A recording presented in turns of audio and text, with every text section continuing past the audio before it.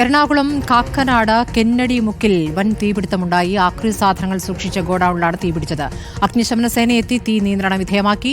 തീപിടുത്തമുണ്ടായ ആക്രി ഗോഡൌണിന് ലൈസൻസ് ഇല്ല എന്നും ഫയർ ആൻഡ് സേഫ്റ്റിയുടെ NOC ഇല്ലാതെയാണ് പ്രവർത്തിച്ചതെന്നും കണ്ടെത്തിയിട്ടുണ്ട്. വെൽഡിംഗ് ജോലിക്കിടെയുണ്ടായ തീപ്പൊരിയിൽ നിന്നാണ് അപകടമെന്നാണ് സൂചന. നമുക്കെന്ന് വെച്ചാൽ തൃക്കാക്കര നഗരസഭയിലെ ഒരുപാട് ബിൽഡിംഗ് ഉണ്ട്. ഫ്ളാറ്റ്, വില്ല എന്ന് പറയുന്നത് ഇന്ന് കാണണമല്ല, നാളെ ഒരുപാട് കെട്ടിടങ്ങളുണ്ടാവും. അപ്പോൾ അതിൽ ലൈസൻസ് ഉണ്ടോ ഇല്ലയോ എന്ന് എല്ലാം നമുക്കറിയാൻ പറ്റില്ല, ഉദ്യോഗസ്ഥർക്ക് അറിയാൻ പറ്റും.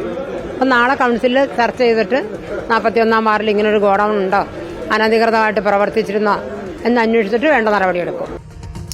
അർജുൻ മട്ടന്നൂർ വിവരങ്ങളുമായി. അർജുൻ, എത്ര കാലമായിട്ട് ഇവിടെയുള്ള ഗോഡൌൺ ആണ്? അതിന് അനുമതി ഉണ്ടായിരുന്നില്ല എന്നതിന്റെ വിവരങ്ങളാണോ ഇപ്പോൾ ലഭിക്കുന്നത്?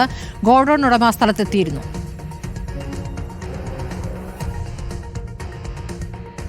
സ്മൃതി, ഗുരുതരമായ കണ്ടെത്തലുകളാണ് ഇപ്പോൾ വന്നിരിക്കുന്നത്. അതായത് കഴിഞ്ഞ 7 വർഷമായി പ്രവർത്തിക്കുന്ന ഒരു ഗോഡൌണാണ്. ഈ ഗോഡൌണിന് ഒരു കെട്ടിട നമ്പർ പോലും ഇല്ല.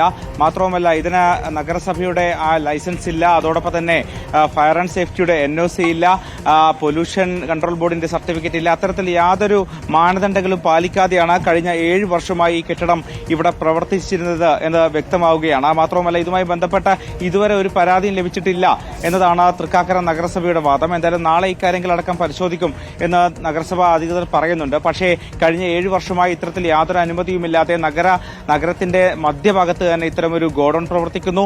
അവിടെ വൈദ്യുതി ബന്ധം ഒന്നുമില്ല. പക്ഷേ ഇത്തരത്തിലൊരു വലിയ തീപിടുത്തം ഉണ്ടാകുമ്പോൾ ഫയർഫോഴ്സ് വാഹനങ്ങൾക്ക് എളുപ്പത്തിൽ എത്തിച്ചേരാൻ പോലും കഴിയാത്ത സാഹചര്യമാണ് ഇവിടെയുള്ളത് എന്നതും നഗരസഭ കണ്ടെത്തിയിട്ടുണ്ട്. എന്തായാലും ഇതുമായി ബന്ധപ്പെട്ട നടപടിയിലേക്ക് കടക്കുമെന്ന് നഗരസഭ പറയുന്നുണ്ട്. ഇന്ന് രാവിലെ 9:30-ക്കാണ് തീപിടുത്തം ഉണ്ടായത്. ഇവിടെ ജീവനക്കാർ ഒന്നും ഉണ്ടായിരുന്നില്ല. ഒരു ഷെഡ് മാത്രമാണ് ഇവിടെയുള്ളത്. അതിനിടയിൽ വലിയ തോതിൽ ആക്രി സാധനങ്ങൾ കൂട്ടിയിട്ടിരിക്കുകയായിരുന്നു. പ്രത്യേകിച്ച് ഇലക്ട്രോണിക് സാധനങ്ങളടക്കം ഈ ഗോഡൌണിനുള്ളിൽ ഉണ്ടായിരുന്നു. തൊട്ടടുത്ത് പണിപ്പെട്ട ശേഷമാണ് തീ അണച്ചത് എന്നുള്ളതാണ്. 1.5 മണിക്കൂർ 2 മണിക്കൂറോളം തീപിടുത്തം തുടർന്നു എന്നുള്ളതാണ് കാക്കനാട് നിന്നുള്ള ദൃശ്യങ്ങളിൽ നിന്ന് വ്യക്തമായത്.